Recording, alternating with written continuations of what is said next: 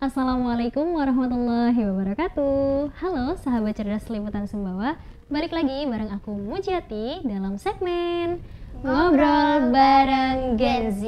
Ya, nggak terasa hari ini udah puasa kelima. Seru banget kita ngejalanin puasa-puasa dari hari ke-1, ke-2, ke-3, ke-4 dan sekarang udah hari kelimanya. Nah hari ini teman-teman aku dibersamai oleh sosok kecil tapi kayaknya tetap lebih kecil aku ya. Oke. Jadi kita kenalan dulu nih sama narasumber kece kecil comel kita kali ini. Oke, boleh kenalan dulu? Halo semuanya, Assalamualaikum warahmatullahi wabarakatuh. Waalaikumsalam warahmatullahi wabarakatuh. Kenalin, aku Ki, akrabnya sih dipanggil Ki. Sekarang aku semester 3 di Prodi Sastra Indonesia, Universitas Teknologi Sumbawa. Oke, Sastra Indo ya. Kamu suka baca ya? Masya Allah, tabarakallah, itu adalah pekerjaan saya. Suka nulis juga? Iya. Kalau baca perasaan orang lain suka? Enggak dibaca, menerawang. Oke. Nama panjangnya siapa? Kok Ki doang jadi kayak kaki gitu ya? Iya. Nama lengkap aku Azkia Fathi Amnatullah. Sebenarnya panggilan Ki itu tuh berawal dari orang-orang tuh sering banget salah manggil nama aku. Oke, salahnya kenapa tuh? Salahnya makhrajnya. Nanti takutnya artinya salah juga. Namanya pakai makhrajul huruf ya? Iya kan, Azkia itu kan artinya cerdas ya. Jadi orang-orang tuh sering banget manggilnya Zakia. Padahal artinya beda ya. Tapi Zakia juga artinya bagus loh. Iya boleh sih, cuman kan kasihan orang tua ya udah memperjuangkan nama yang Azkia itu. Jadi kayak mikirnya supaya lebih simpel tapi orang tuh tetap kenal gitu kan, punya ciri khas masing-masing gitu ya. Jadi aku Azkia, Ki ya, gitu ya. Akrabnya harus dipanggil Ki aja. Oke, berarti kalau nggak akrab dipanggilnya Fatih. Fathi. Oh, Fathi. Itu mah bukan nggak akrab, itu nggak kenal. Oh, nggak kenal ya. Nggak ada sejarah. Oke. Siap. Jadi bahas nama nih teman-teman sampai kita lupa mau ngenalin tema kita hari ini. Kita mau bahas apa? Hari ini kita akan ngebahas tema tentang jadi sekarang siapa yang cuek? Waduh, berat banget. Ini cueknya nih masalah apa nih? Masalah yang berat nih kayaknya. Jadi kita akan ngebahas fenomena saat ini yang kita itu suka cuek sama surat cinta dari Sang Maha Cinta. Asik, bahasanya ya. Dalam banget. Karena kan kita termasuk orang Indonesia tuh kan screen time-nya termasuk lama ya. Kita rajin banget nih baca WA, ya nggak sih? Balas chat gitu. Nah, tapi kita tuh suka lupa tuh ngebaca surat cinta dari Allah berupa ayat Al-Quran. Yes, benar, ayat Al-Quran. Kita tuh sering lupa banget tuh ngebaca surat cinta dari Allah. Padahal ibaratnya mah bukan hanya tentang itu gitu ya. Allah tuh dalam sehari tuh manggil kita berapa kali sih Kaki? 5 kali. Tapi kadang kita sering banget ya nge-reject panggilan Allah gitu.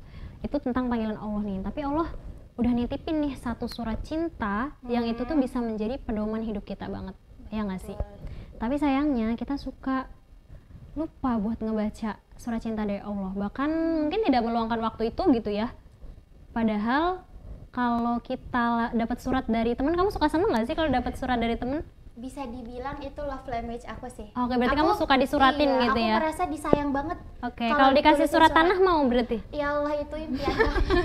Yang mau silahkan. Oke.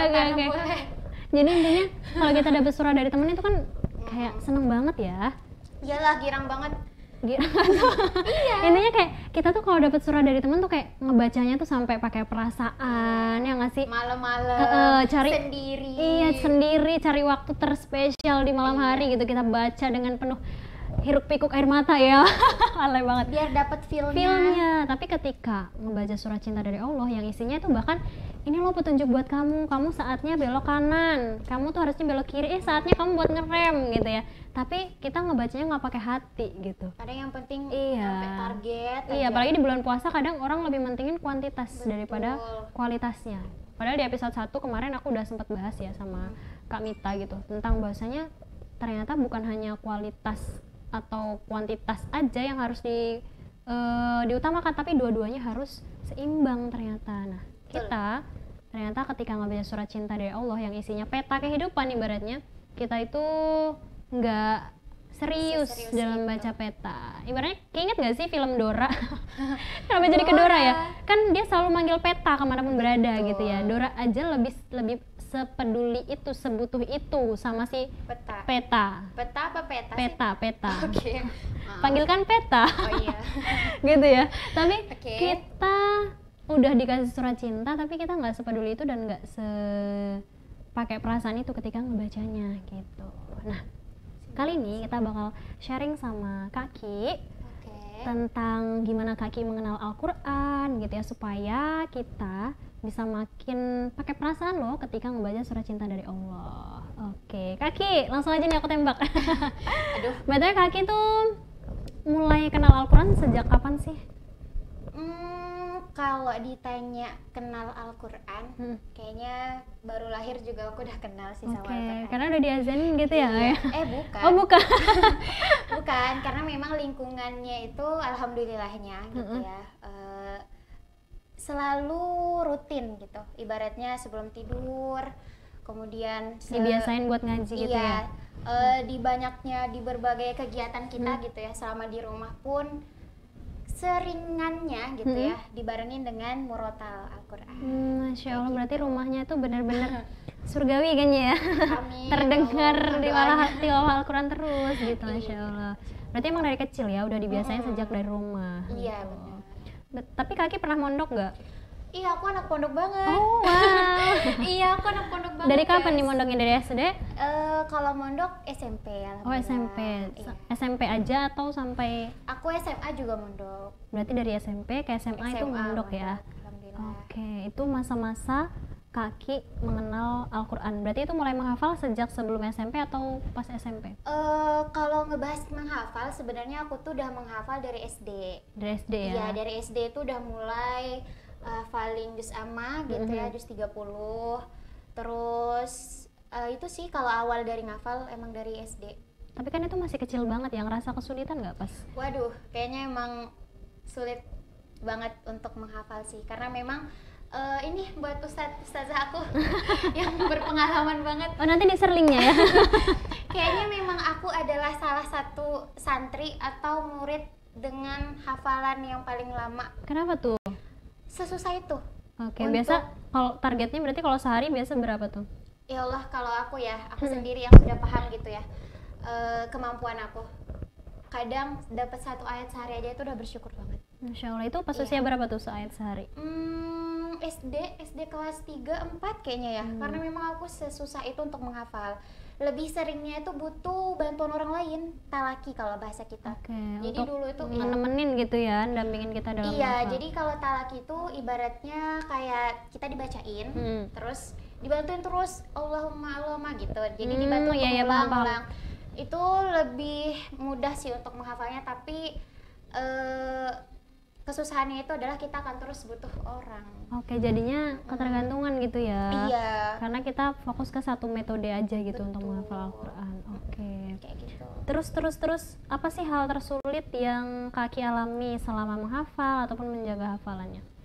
Kalau menghafal yang tadi ya, aku termasuk orang yang memang susah banget untuk menghafal Al-Quran. Gampang hilang gitu. Kalau misalnya udah hafal 1 ayat pas setoran, udah deh, kadang tuh larinya entah kemana.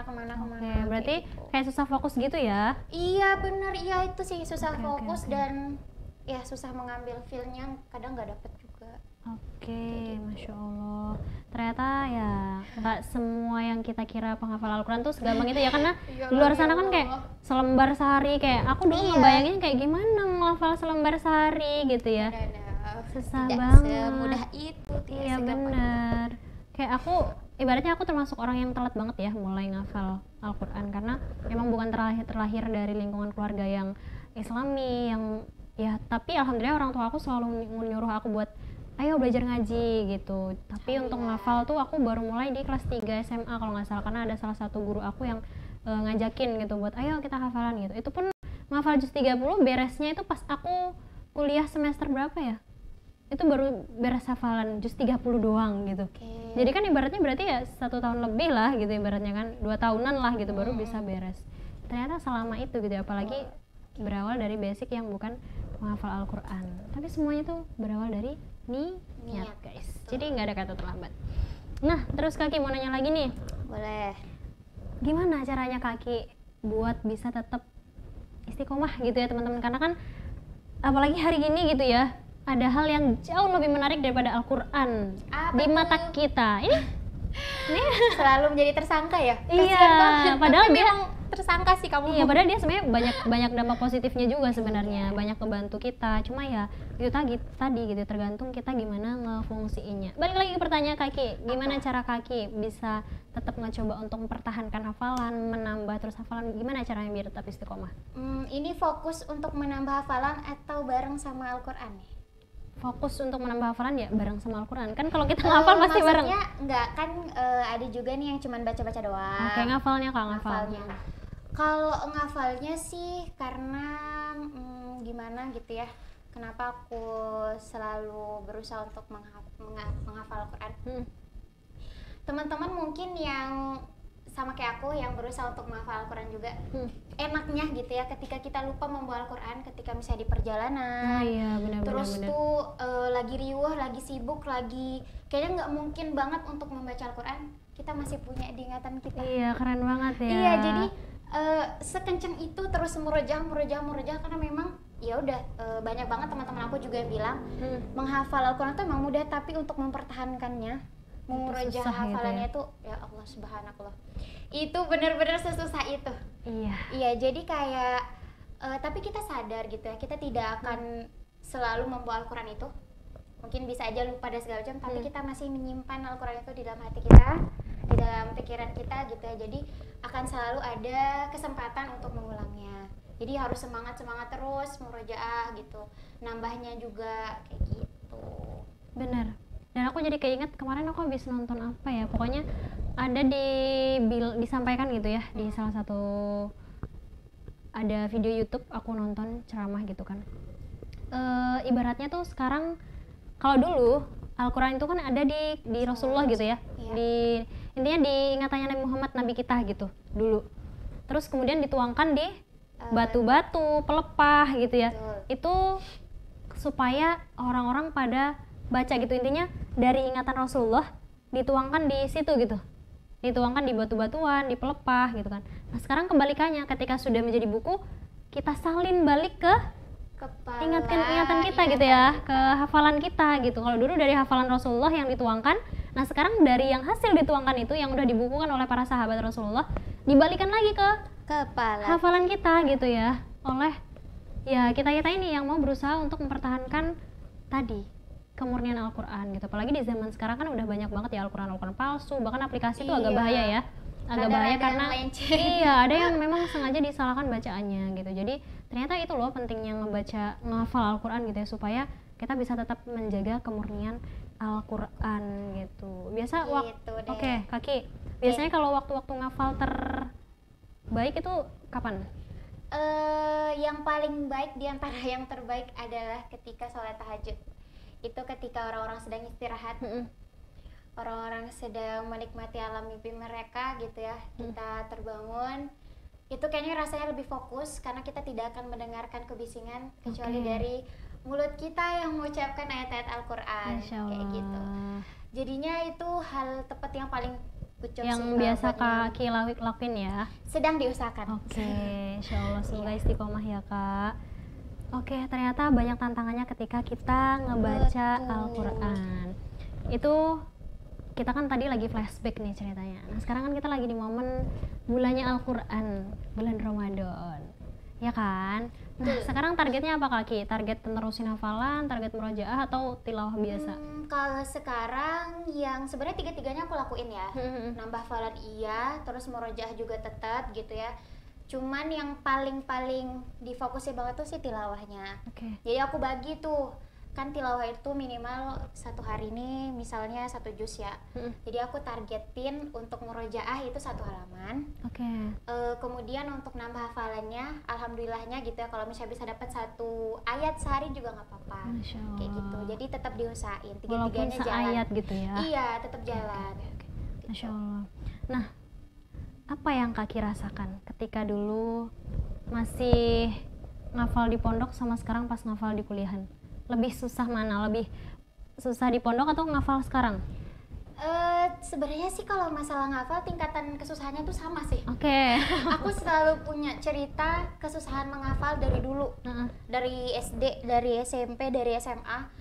Emang kedengarannya itu selalu maksudnya kegiatannya selalu bareng Al-Qur'an, tapi memang teman-teman semuanya kalau menghafal itu tidak semudah yang mungkin ini di pribadi aku ya.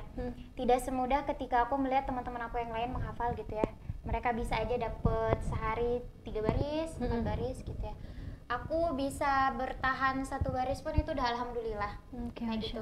Jadi sebenarnya untuk tantangan gak ada bedanya ketika di kuliah sama berarti ya. Pondok. Iya. Ustazah yang sudah berpengalaman menjadi musyrifah aku. Sabar. Oke. Ini mungkin ini yang sekarang aku rasain dan teman-teman rasain gitu ya. Kaki pernah nggak ngerasain jauh dari Al-Quran tuh kayak gimana? Ya Allah, mungkin Kak Muji pernah juga ya ngerasa linglung, terus kebingungan. Sebenarnya aku lagi ngerasain apa sih? Kok aku ngerasa resah? Kayak galau aja hatinya gitu ya. Terus kok aku ngerasa ada hal yang bikin aku sedih, tapi aku cari-cari tuh aku nggak ketemu. Nggak tahu gitu ya, apa yang bikin sedih? Gini Kak. Jadi kita sebagai manusia itu punya 3 PR. Apa tuh? 3 PR ini itu yang paling sering aku ingat gitu ya. Jadi tubuh kita itu kan butuh makanan. Iya benar. Terus fikriyah kita atau akal kita atau pikiran kita butuh asupan juga butuh gitu ya, asupan ilmu. Iya. Yang PR paling terberat itu adalah ruh kita. Jadi ruh kita kan selalu butuh asupan juga, butuh Al-Quran. Butuh ibadah, butuh mendekatkan diri kepada Allah, butuh terus bersama hal-hal baik gitu ya. Jadi kalau kadang tuh kita nggak sadar, mungkin kita ngerasa ini aku kenapa sih galau, kenapa sih aku ngerasa hari ini tuh berat banget, padahal aku nggak ngejalanin apapun, padahal aku nggak ngerasain kesedihan apapun gitu. Cross check, maksudnya kita cek lagi apakah hari ini kita sudah membuka Al-Quran kita. Iya benar, peta kehidupan kita ibaratnya gitu ya. Bisa jadi kita ngerasa galau tadi karena kita ngerasa tersesat gitu. Kemana? Peta kemana? Hatinya gitu. kita yang tersesat, ibaratnya bukan kita tersesat di hutan gitu ya, tapi hati kita yang tersesat karena kita lupa baca peta tadi. Pengen kembali tapi nggak tahu jalannya kembali tuh kayak mana, lewat mana gitu. Lewat Al-Quran. Jadi kalau misalnya aku ngerasa jauh dari Al-Quran tuh aku ngerasa kadang untuk buat senyum, buat semangat menjalani hari itu aja udah berat banget. Oke. Sip Kak, kasih tahu dong ke kita Kak, apa keutamanya baca Al-Quran? Biar kita tuh makin aware gitu ya sama peta kehidupan kita. Jadi Nabi itu pernah berpesan kepada kita semua, kata Nabi, tidak ada yang akan menyelamatkan kamu di akhir-akhir kecuali Al-Quran. Masya Allah. Aduh aku sedih karena teman-teman pernah nggak ngebayangin gitu ya, kita tuh kesusahan di hari akhir nggak ada tuh yang bisa bantu, orang tua kita nggak bisa bantu, bahkan sahabat sedekat apapun itu ya, bahkan bisa jadi kita juga nggak tahu gitu ya apakah bisa saling bantu. Aku sedih, maaf. Ups. Jadi kayak kita nggak bisa ngebayangin gimana kebingungannya kita di hari itu gitu ya, ketika semua orang sedang berusaha mencari keamanan gitu ya, tapi ternyata kita cari nih keluarga kita, teman-teman kita, para guru itu nggak ada yang bisa menyelamatkan kita karena mereka juga butuh penyelamat. Iya. Jadi yang bisa menyelamatkan kita tuh cuma Al-Quran. Kayak gitu. Jadi dengan kita membaca gitu ya, kita berharap semoga gitu ya Allah bisa mengirimkan Al-Quran itu gitu, sebagai syafaat kita ya di hari akhir nanti. Aduh aku sedih banget. Itu yang pertama. Nggak punya tisu nih. Kemudian yang kedua adalah membaca Al-Quran itu adalah kebaikannya itu lebih ini. Jadi kayak teman-teman nggak ada salahnya kalau misalnya belum lancar gitu ya, tapi tetap dapat pahala, itu enaknya. Iya benar banget. Apalagi di bulan Ramadan ya, ibaratnya kita salah baca Quran aja kayak ya udah, ini momen-momen untuk kita bisa belajar dan memperbaiki bacaan kita. Betul. Itu untuk yang membacanya ya. Terus kalau yang menghafalnya itu spesial lagi. Pahalanya berulang-ulang nggak sih? Maksudnya berlipat-lipat, bukan berulang-ulang ya, berlipat-lipat karena kita nyebutnya berulang-ulang gitu. Kayak kalau misalnya teman-teman menghafal gitu ya, ibaratnya teman-teman memperjuangkan itu tuh buat apa sebenarnya gitu. Kalau dulu di pondok, pesan yang paling aku ingat dari ustazahku adalah ketika kamu tidak bisa membalas kebaikan orang tuamu di dunia, berjuanglah untuk membalas kebaikan mereka di akhirat dengan menghafal Al-Quran dan memberikan mahkota kepada kedua orang tua kita. Itu kayaknya yang paling melekat gitu ya. Jadi kalau tadi kamu Ji nanya kenapa sih semangat banget menghafal gitu ya, itu yang tadi karena cita-citanya kita pengen gitu ya. Iya, pengen mahkota terus jubah kebanggaan gitu ya untuk kedua orang tua kita. Bangga banget ya, pengen banget gitu karena